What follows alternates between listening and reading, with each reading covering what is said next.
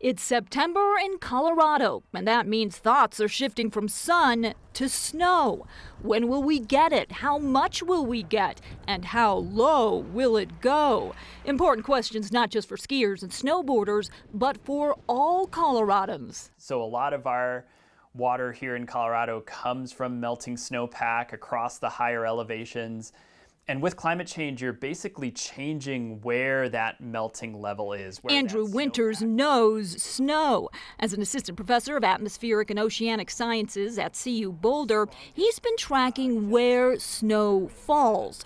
He says climate change is pushing the snowpack toward higher altitudes. So bands of elevation that traditionally would see higher amounts of snow are maybe seeing more melt off earlier, or less ability to build the snowpack that traditionally we might have seen in prior decades. And that impacts the amount of water we have during the summer, including the activities we need that water for.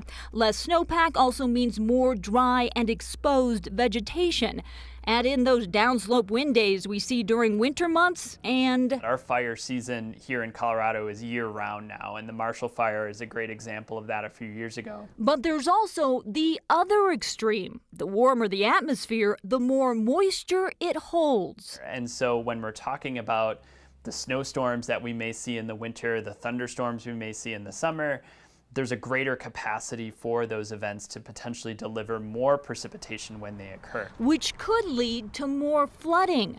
The bottom line, Colorado will see more extremes, according to Winters. Storms will be bigger, droughts will be longer, fire risk will be greater. So while we will still get that snow, it just might come differently. Losing that middle ground a bit compared to what we see in past decades is one of the aspects of climate change that's particularly interesting, but also has some pretty tremendous impacts too. And I do know that that is something ski resorts across Colorado are preparing for.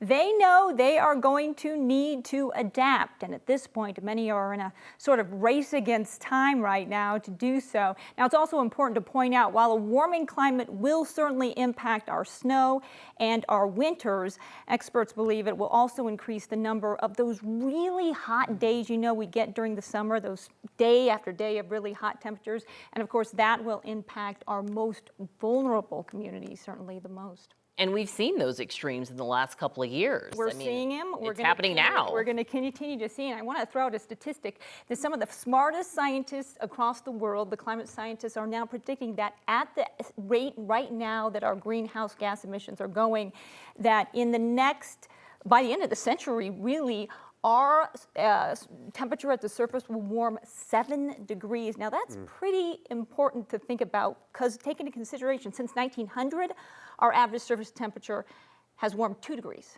Whoa. That's a lot more, 7. Significant change with some year-round impacts.